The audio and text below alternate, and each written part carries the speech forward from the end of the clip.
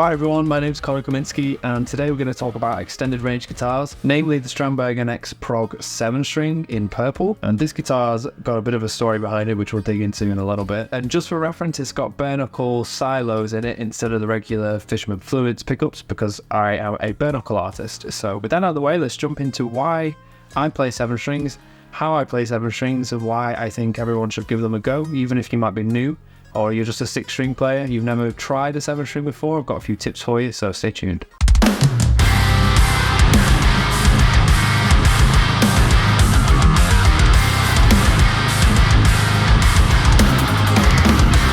So I like to play 7-string with a drop low 7th string, so you get your 6 strings normally.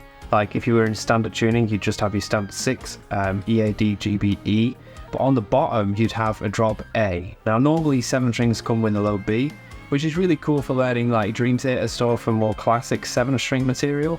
But for more of the modern stuff, I personally really value having like a drop relationship from that 5th to the 7th string. It opens up the possibility of using these drop chord shapes, which I personally use a lot in my writing these days, so I really value having access to that, as well as my 6 strings in standard tuning if I need them. That's exactly why I got this guitar. I was set to play Radar 2022 at pretty short notice, so I had to get a set list together, a band together, and I also needed one guitar to do the entire set in one tuning.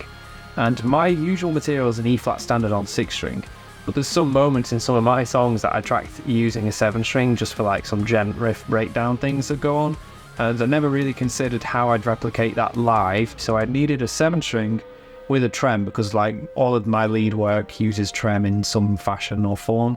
So this was the perfect instrument, and Strandberg amazingly got this to me in time for the gig. Funnily enough, it was supposed to be a trans black, but it showed up and it was purple, but I really loved the finish, so no complaints from me. So having a dropped low string on your 7 string is really cool because it means I can play riffs like the Haven at the start of this video, and also play my 6-string material like Bergamot, which was a lifesaver when it came to playing live, because it means I didn't have to swap guitars or anything, and I still had a trem which I love to use on all my lead parts. So the multi-scale thing on the 7 strings and the 8 strings in particular is really cool.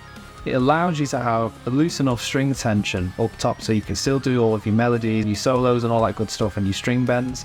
But on the low side, it's tight enough, so I'm running a 74 gauge in drop A flat. And then the rest of the 6 is just a 10 to 46 regular D'Addario XS set.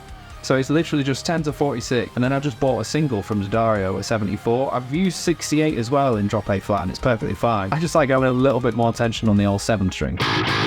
So here's a quick example of me using a few chords, just to show you what the voicings are like on a 7 string in a drop tuning. So it's basically the same if you was to drop D a 6 string. So you've got the power chord, and then you can do minors, majors, and then you can do like a major open or minor, whichever takes your fancy. So here's a quick little thing with a few open string ideas and some chord shapes, showing off something fun you could do with a drop tuning.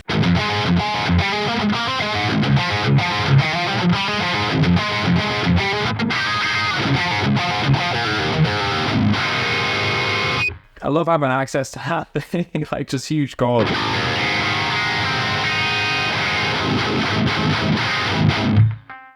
Lovely. So I hope that was helpful and insightful with how I use my 7 strings in my music. If you have any questions or comments, just pop them down below and either me or Strandberg will get back to you, answering them as soon as possible. Catch you guys in a bit.